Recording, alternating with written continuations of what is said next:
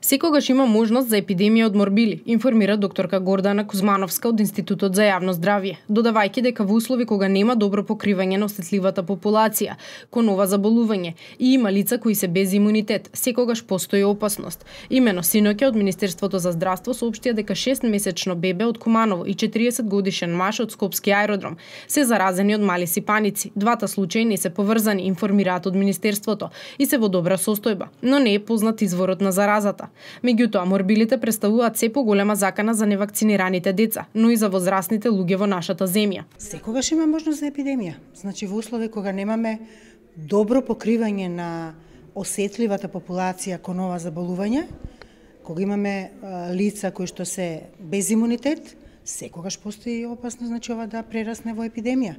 Зависи од тоа каде се групирани тие лица, дали има поголема група или се поединечни. Во зависност од тоа можеме да имаме спорадични случаи, како што имавме лани една епидемија кај лица кои што живеат на исто подрачје во иста населба невакцинирани, меѓутоа имавме лани неповрзани спорадични случаи. Епидемиолозите предупредуваат, антивакциналната кампања го зголемува ризикот од појавата на нова епидемија во земјава и заради нискиот опфат на имунизација можни се и смртни случаи. Тетата што ја прават антивакциналните движења и кампањи не само кај нас и во светот е навистина преголема.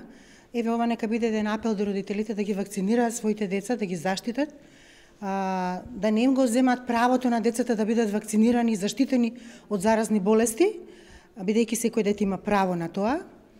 И на тој начин, значи, ќе се намали можноста и да заболи вашето собствено дете, меѓутоа ја намалувате и можноста за ширење на заболувањето во околината.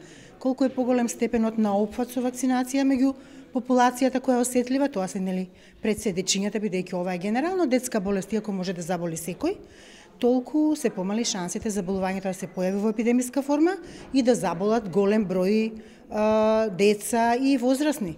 Оти знаете, колку е поголем бројот на заболени, толку е поголема можноста да дојде и до смртни случаи. Потребно е да се одржува личната хигиена, велат медицинските лица, како и редовно миење на рацете и конзумирање витамини. Во 2017 година, после првите 10 заболени случаи, прогласена беше епидемија на морбили во областа Кванташка депонија. По повикувањето на епидемијата на почетокот на декември, годинава се регистрирани 2 нови случаи. Дека станува збор за сериозно заболување е и информацијата од соседна Србија, каде 21 годишна родилка од Ниш починала од компликации од морбили.